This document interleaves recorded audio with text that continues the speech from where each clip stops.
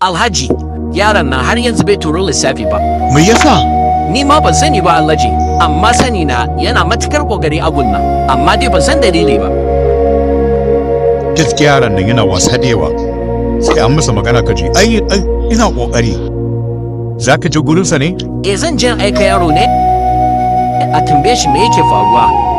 Ka bar shi, ka zo ka zauna mu ci gaba da lissafi.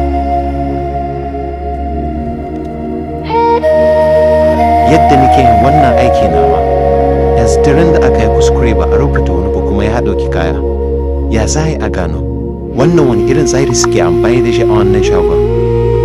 Allah ya sa yawwa na gano wata mafita, dabarar da ya kamata a yi kenan, bari jin same su.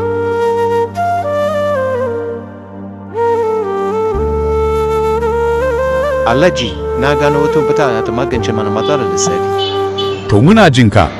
Ya zama duk wanda zai ɗauki kaya sai ya mana sai ne. A misali Alhaji, an kawo shinkafa buhu 350. Musa sai guda 10, Ado sai guda 10, Isma'ila sai guda 40. Sai Musa sai ya turo Liti mai mota a ɗauka masa. Kasancewar mutanen da suke ɗaukan kaya a wannan shagon sukan iya kai 20-30 a kowace rana. Cikin sauƙi ne wata rana a iya manta mutum guda ɗaya. To misali a cikin wannan tsarin sai aka manta Ado ba a rubuta shi ba kuma ya riga ya ɗauki kaya.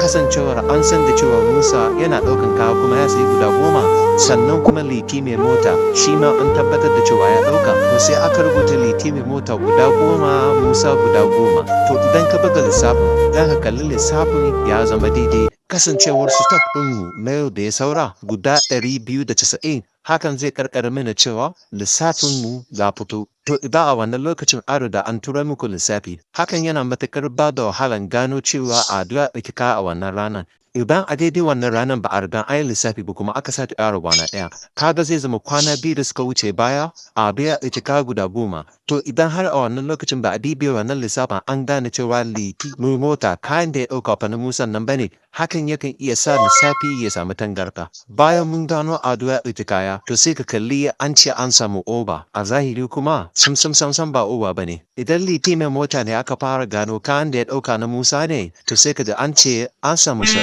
kuma a zahiri sam ba shot bane. Amma shi wannan signing ɗin zai warware dukkan wannan matsala, saboda idan mutum bai zo shagon mu ba, sam ba za mu ga alamun cewa ya ɗauki kaya ba, balantane har a rubuta shi. Wanda ya zo kuwa ko da fiye da ɗaya ne, za mu ga alamun signing ɗinsa sama da ɗaya. Wannan shine mafita. Na aminci da wannan tsarin, yanzu daga yau haka zamu rika yi.